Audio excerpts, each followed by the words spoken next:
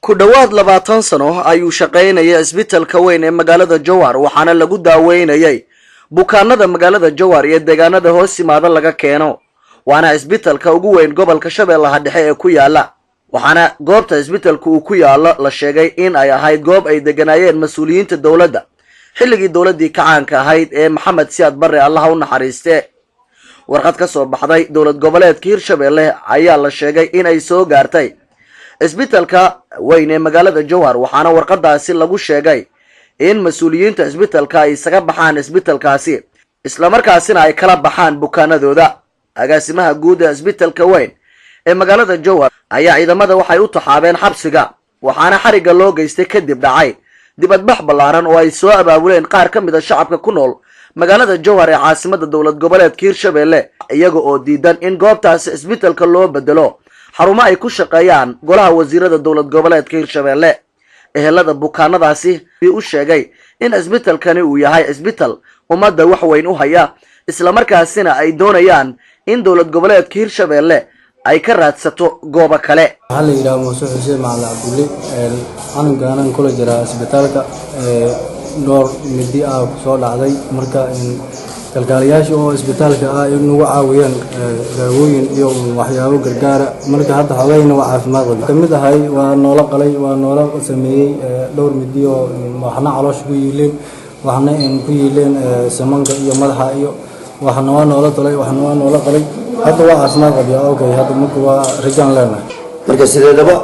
hadda duwa wal xira dilada xaqiiqina aanu meelangeena ma hayno meesha waa tuulaan ka nimid anagu tuuliga oo ka nimid marka hadii ay dadka hadii wax noo qabwaya ya kale wax noo qabnaa anigu waxaan jeclahay in meesha aan iska joogno lagu baaniyo wax lagu qabto saasaan jeclahay anigu waana khalanaa dadka badan ba kiilo ku soo jabo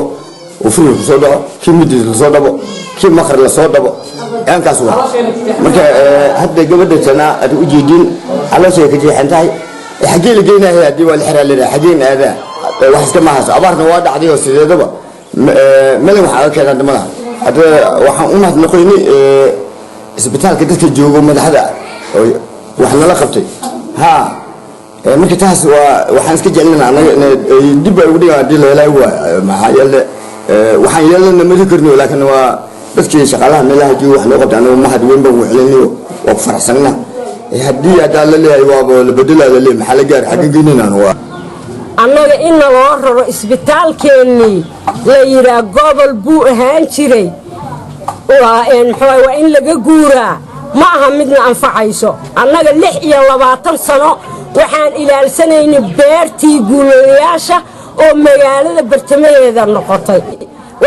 waxa iibsaday nimankii maamulka gobolka isku sheegahayay waxa laga dhigay loo qaybiyay beero oo calaa boos $1,200 la siistay dawladii dhacdayna loogu sheekeeyay 2 milyan oo lacag in lagu gaday agaasimi isbitaalka waa la xiray agaasimi xigeenkii waa la xiray habeen madow afduub annagu waxa noogu dambeysay xitaa nagama dhicin Jowhar hadaan nahay ilaa iyo 26 sano 27 sano gudaha la galnay kama dhicin afduub wax la yiraahdo habeen bar nin mas'uula oo gurigiisii lagala baxay maya wax aan ogolnahay ama aan adkaysan karno malaha mas'uuliyiinta hadii la xirto annaga shacabkaana kaba hadlaynoo dul maraya waxaan ka codsanaynaa isbitaalkaas wasaaradda arrimaha gudaha madaxweynaha Soomaaliya mudane Maxamed Cabdullaahi Farmaajo iyo baarlamaanka Soomaaliyeed waxaan ka codsanaynaa haddaan nahay shacabkii magaalada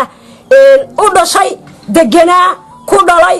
arruurteedii baa taal waalidiinteena yaal walaalaha iyaga yaalo kala baxa xagee geeynayna